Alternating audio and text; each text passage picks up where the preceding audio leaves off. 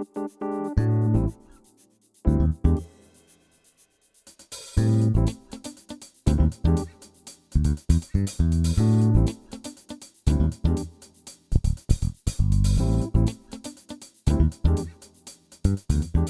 livre, en fait, est une collection de 50 dossiers en relation de travail et en relation industrielle de 1965 à 2015.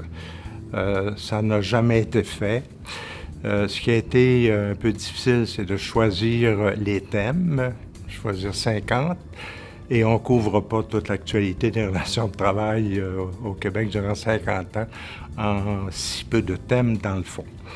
Le Code du travail, bien sûr, il passe, la construction, il passe, les décrets de convention collective, les normes du travail, etc.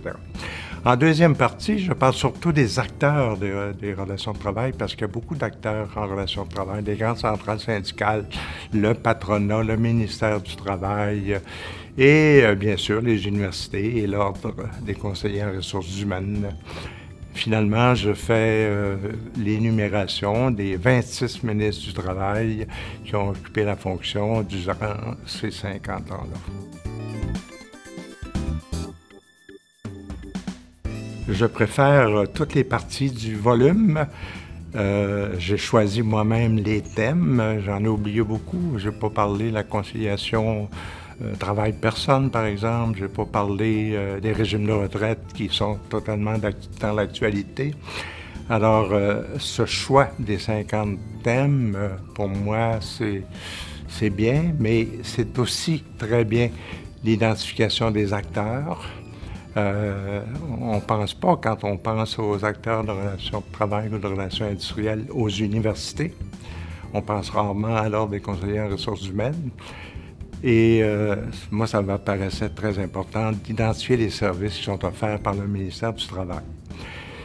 Les ministres, je les ai identifiés, il y en a eu 26 en 50 ans, ça veut dire qu'ils ne font pas 2 ans chacun, ou un petit peu plus. Mais j'ai voulu identifier qui était responsable des grands dossiers de relations de travail, des grandes lois du travail durant les 50 dernières années. C'est un volume qui s'adresse à plusieurs clientèles. D'abord aux conseillers en relations de travail, en relations industrielles, aux avocats. Il y en a beaucoup qui font des relations de travail. Il y a même les ingénieurs qui font des relations de travail. Donc, il y a une clientèle professionnelle. Il y a aussi les organismes qui sont mentionnés, qui voudront voir comment on les a présentés.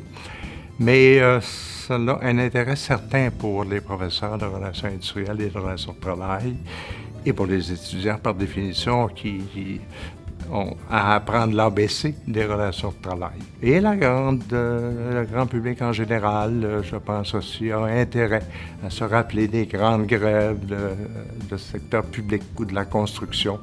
Et c'est définitivement un dossier qu'ils vont lire avec intérêt parce que c'est pas présenté de façon technique, c'est pas présenté non plus comme un roman, mais c'est présenté comme une suite chronologique d'un certain nombre d'événements.